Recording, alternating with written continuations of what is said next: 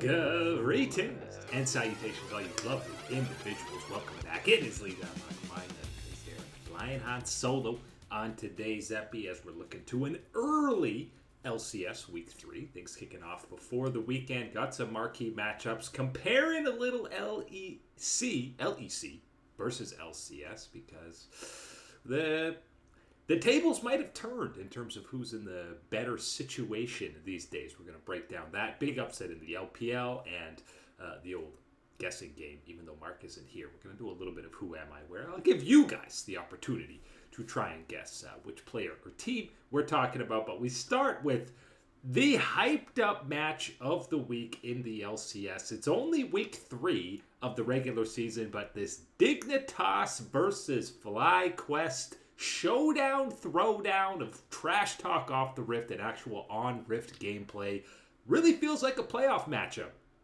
that we're hyping up for many reasons already. Obviously, you've had the content from, Jensen and Inspired, had the little interview with Jat where they obviously still have some feelings towards how things ended in Spring and MSI. They were both talking some trash that seemed both for fun and still a little bit personal, if you're asking me. And then you got the diss track dropped by Dignitas, calling out FlyQuest for so many different things. Obviously, Jensen, the highlight of it, but the editing, oh man, little Kendrick diss track alongside it. It was absolutely clean out of Dig, and the content out of them, since they've had this fun team, we'll get into a little bit later, but it is absolutely S tier and kind of forgotten in this matchup because it's all been about Jensen and how things closed out last split. But both Spica and Licorice, and you heard them talk about it in this Dig video, they had maybe the lowest points of their careers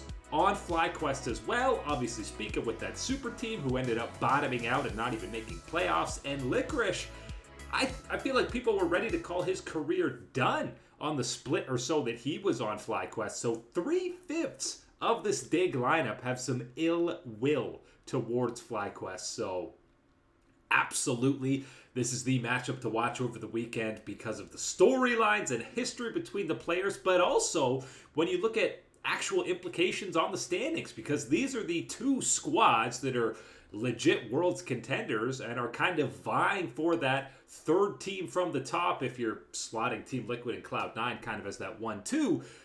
The third spot is very much open, and Dig and FlyQuest are definitely the front runners to be taking that spot over. So both in terms of trash talk ammo that these squads are going to have and in terms of actual standings implications, this is the biggest match of the season so far in the LCS. And I know it's only week 3, so it's a little ridiculous to say that, but absolute banger to look out for on the Friday. In terms of who's actually favorite, I feel like people are still going to talk about FlyQuest and give them the edge, but all the massive chips on their shoulders, I feel like Dig comes away with this. They had a pretty good showing against 100 Thieves, competitive against Cloud9. I'd be shocked if this didn't go 3 games. This has 3 games written all over it. But I'm actually giving the slight edge to Team Dignitas. Cloud9 yellow, getting some revenge against the FlyQuest boys. That's on day 2. The day 1 matchups, maybe not as hype because, again, we just spent so much time hyping up this one. But you still got some pretty good ones. 100 Thieves versus Team Liquid to kind of kick things off. This is absolutely a top lane showdown for me to check out because Sniper was getting solo kills against Impact in the spring split. Sniper's already been racking up some solo kills and some individual performances. We continue to see the growth out of him, but Big Daddy Impact is always the guy time and time again to kind of teach these rookies, teach these young bloods how it goes in the LCS and why he has been the top grandfather for a decade in North America, constantly putting these guys in their place. So I'm excited to see that individual matchup, even though when you look at top laners really across the board, major regions, some of the lowest, most underwhelming numbers in terms of damage, laning, because it's so much Cassante, so much Skarner, so much snooze fest, which is why it was refreshing to see Sniper pull out the Camille in their last series against Dignitas. I hope we get some more carry-oriented play out of him. I know Impact hasn't exactly been known for that on this TL roster because that's not what they need out of him. But I would love to see some of these more fun, more impactful picks coming out in this matchup. And really, obviously, Team Liquid are going to be huge favorites in this one. We'll see if Quid can step up against APA, have some trash talk going there. But this is a good opportunity for 100 Thieves to prove that they are in that top 4 conversation with TL, Cloud9, Dig, and FlyQuest, because after just losing to Dig, if they kind of get smashed by Team Liquid, then, well, maybe you're not feeling so high and mighty about this squad. Other day one matchup is maybe the most important in terms of standings, even more so than that Dignitas FlyQuest on Friday, because if NRG drops a game, drops a series to Immortals to fall to 0-3, I'm all ready to write them off for this split, because 0-3 to what most people thought was going to be bottom 2 at best in IMT, that's a big hole to climb. You're already almost halfway through the season. You've heard multiple pro players talking about this new best of 3 format because it's only single round robin. Every single game is so incredibly important, and if you fall to 0-3, some of the guys we're talking about glad they didn't go to 0-2, because that seems like a big hole to climb out of to find your momentum to get a decent seeding when playoffs do roll around. So if NRG falls to 0-3, even if it's a 3-game competitive set, it's against Immortals. This is not the level. This is not the high-stakes matches that we're expecting NRG to be playing. And if they continue to play at the level that they have through the first 2 series, they're not beating IMT, even though they just got smacked around by Cloud9 because they had that solid first showing against what looks like the worst team in the league now in Shopify. So maybe IMT isn't actually that good. So it should be an opportunity for NRG and the boys to bounce back. Despite the rough start for them, even the rough split in spring, you've seen contracts on a lot of these interviews and podcasts. He still seems in good spirit. NRG, Huhi and FBI were laughing, and the pros reacted flaming by the community, so they still seem to have a good mindset despite struggling so mightily here in 2024. Maybe this matchup against IMT is it's just a tiny sprinkling of momentum, but maybe that's all they need to kind of start climbing their way out of the bottom of the LCS. But 100% FlyQuest versus Dignitas is the pay-per-view must-see event of the not weekend. Again, Thursday, Friday LCS matches, so things getting going earlier in case you weren't aware of that. We'll drop that once more. So some good matchups to highlight in week 3. The changes, sweeping changes that we've had over the LCS, I think we're now entering an era that a year or 2 ago, it's completely flipped. When we had the peak content creation machine of the LEC, it was churning. Europe was actually competing on the international stage. It was no question that the LEC was in an infinitely better state than the LCS. But a year and a half later, all these changes, it feels like it's been a full rebrand. And I think now, especially lately, because you've seen all these layoffs from the LEC, obviously has had an impact on the product.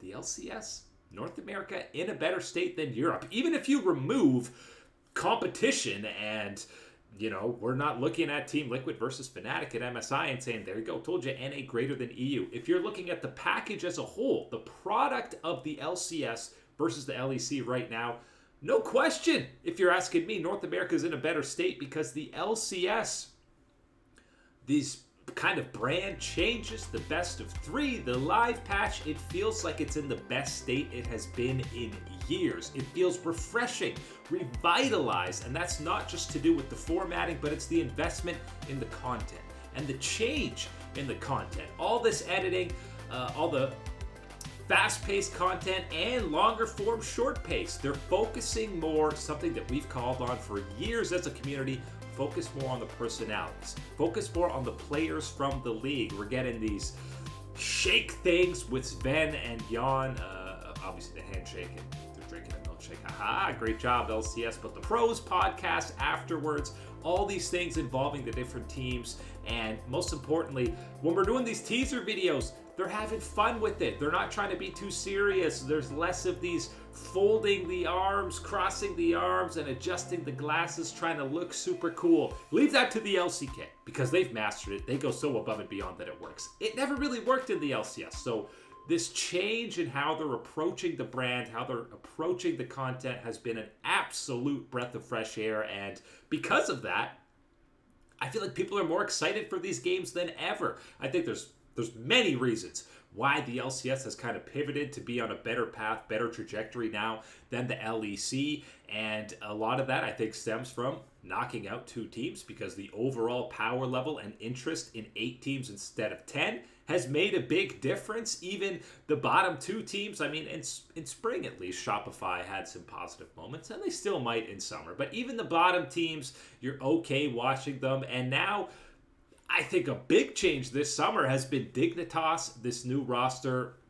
Obviously, fan base surging for them. You look at the content they're creating, and it helps to have content absolute kings like Sven, Jensen, and Spica on the squad. But Sven himself, by the way, doing some serious heavy lifting. Even when he was on the casting desk and analyst desk, this guy is so good on camera just as an interviewer. You saw that when he was talking with Jan as well. But the LCS Riot obviously recognizing that and feeding him, giving him a mic as often as they can. But seeing more interaction with these players is one of the main reasons. You're even getting, they're playing in a closet for some of the weeks, and the players are memeing about it. It's not even really having an effect. It's just, it seems more exciting. We're not going through the slog of the regular season. We're week 3, and we're so hyped up about this big FlyQuest match like it's playoffs, as I mentioned.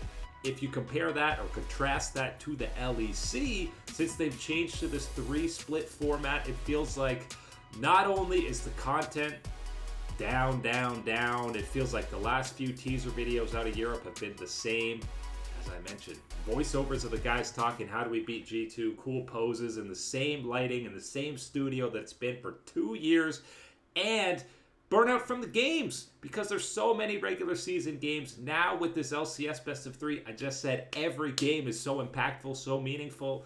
The LEC, it feels like G2 could go 3-5, put subs in for half of their games, come in as the 5th or 6th seed in playoffs, and only start playing one of the best of 5s when it actually matters because there's so many games, and so many of the games do not have high impact. This summer finals meets season finals. Even this summer playoff run is going to be underwhelming. Combine that with the fact that so many of these finals are just played in the LEC studio, and where's the hype? There's no hype in a lot of these matchups, and it doesn't help that G2's just kind of been winning everything. It makes all the other squads kind of feel irrelevant when G2 just dominates so hard. But LCS has absolutely come from the brinks of annihilation. We were ready to call this league dead, and now it has really hit this resurgence, renaissance. 2025 is absolutely going to be an opportunity for the LEC to bounce back because it feels like the format's going to change. There's going to be sweeping changes across all of these different major regions, but not many changes coming to Europe. So now all of a sudden, the region that you might be a little bit concerned about, viewership aside, we'll see at the end of 2024 if the LCS is still completely behind the LEC, but I'm more concerned about Europe now as a product in the region than we were in North America and the LCS. And let's be honest, Mark and I have talked about it. We were real worried about the LCS heading into 2024, even towards the start of 2023. But absolutely, obviously, Mark C, one of the main reasons why this change has happened. But so many, most importantly, listening to the community. The LCS is fully on a rock-solid trajectory. And the LEC, we're hoping that they'll get back to that magic that they had, and that's just by investing. When you cut like 60% of the staff that was involved in the LEC production, who'd have thunk that the product suffers? And that has absolutely never been more obvious than this year specifically, especially when you compare it to the LCS kind of having a level up. There was a major level up in the LPL as we get to some actual games that happened on the day. Far and away the most intriguing, interesting one to watch.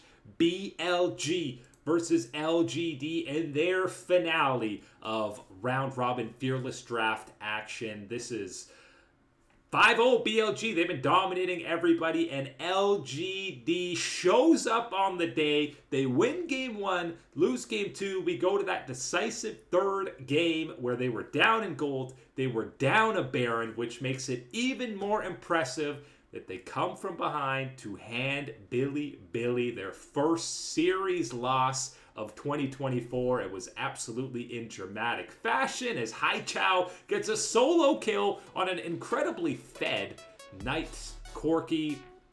The kind of underwhelming start to the summer split continues for Knight, but he gets the solo kill with the LeBlanc. Then it's a 4v5, and they kind of force this Elder Dragon fight. They force BLG into an uncomfortable scenario where they have to contest, even though they're down a man. Hai Chao's pushing the Nexus. They end up closing it out.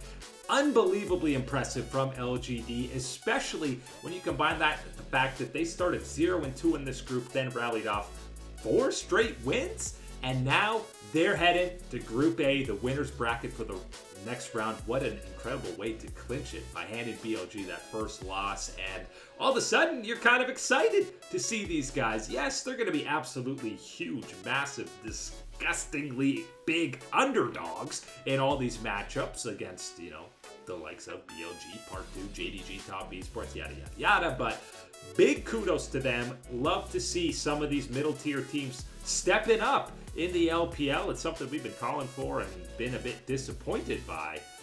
And maybe it was a little bit of BLG, 5-0, they've already clinched. There's less for them to play for, less for them to prove, and absolutely a whole lot more for LGD to prove. But if you look at the scoreboard for this game 3, it absolutely looks like there was no way that LGD should be winning this. You got like a 6-1-8 Knight, a 6-1-6 Elk. You say, how did they lose this game? Well, Knight didn't do a ton with being so unbelievably fed on the night, and Meteor, Kindred. Listen, Jun's not the only Kindred one trick in the LPL. Meteor obviously also fantastic on that one. So 37 minutes they close this out, and absolutely incredible. BLG, the only squad. I guess JDG has one more match to be these top dogs dropping a set, but BLG 5-1. Obviously still going to be feeling pretty good about them in Group A, but huge shout out to LGD getting it done on the day and showing that maybe they can go toe-to-toe with some of the best teams in the LPL. I'm not going to go that far because it's only one series that they were able to showcase that. But hey, all for any of these middle tier teams in the LPL stepping up to the plate and absolutely showing up. Also, real quick on the day, LCK. KT, don't worry, guys. They avoided the 0-5 disaster. They got the win against OK Savings Bank Breon. A couple of 0-4 LCK squads showing down. And still messy, still feeling bad about KT, but at least you're not feeling as bad as them starting to split 0-5. So big congrats to KT. Last thing on the docket is a little bit of who am I? And normally, Mark is here. I would be doing this with him, but he wasn't able to be on the show today. So I'll give you a couple seconds. I'll give the viewers some time to guess who am I, player or team. I'm going to read some stats, and you guys try and think, who could this possibly be? And we'll start today with a relatively easier one. I'm not going to even give the region right away, but we're looking at a jungler.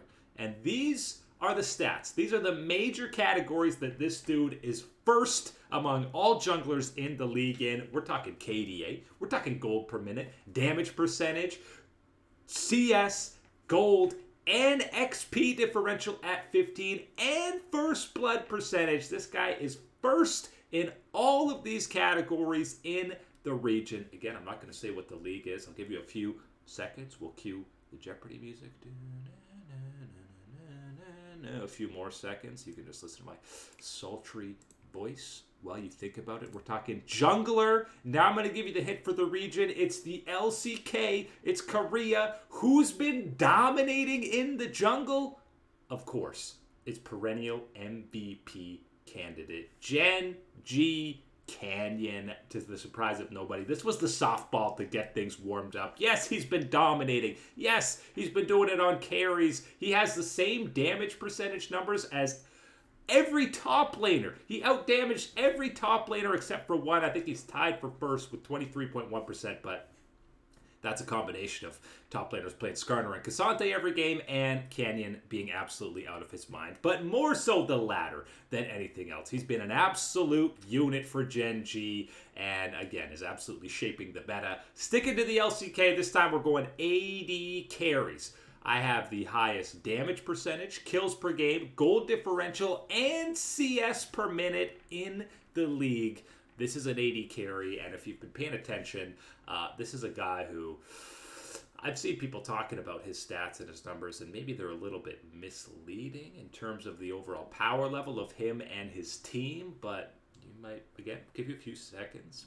Let's go through. Who are the premier AD carries in the LCK? Right. Yes. You know, there's some great guys. You got Viper, you got Guma, you got Pays. These are the standout guys, but on this one, it's D plus aiming. He's spoon-fed CS, spoon-fed kills. We've seen him rack up double-digit kills multiple times on Azeri, on any of these other hyper carries. Even if he's not playing the team fights too cleanly, he's getting the money and he's getting paid. And more often than not, now at 4-1, D plus key is winning, so there's really not much to harp on if they keep on winning. But it's not Guma, it's not Pays, it's not Viper. It's D plus aiming that's sitting atop the scoreboard for many of the major stats among AD carries. One more bonus one. This one is a team. And we're including all major regions for this one. They have the most kills per game, highest dragon percentage, and the second longest average game time. So LCKs included LPL, LEC, LCS, international events. Actually, no, this is just from the summer split. Scratch the international events. Summer split team. Who could it be? Most kills per game. You got to think LPL probably, right? It's got to be a dominant squad. Maybe JDG? Maybe TES? Maybe BLG? No, Gen G doesn't have that many kills. It's SK Gaming! To the surprise of probably everybody, SK Gaming averaging the most kills of any major region team at 18.6, got the highest dragon take, and also the second slowest game. So some wild stats out of SK that if you got that one, I'm absolutely shocked that you would be able to guess that SK is averaging that many kills. So shout out to Rahel and Luan because they seem to have completely changed the play style of this SK squad, and they are absolutely delivering at 6-1. More kills than BLG and any other LPL squad. Big shout out to them. That is it today for League Unlocked.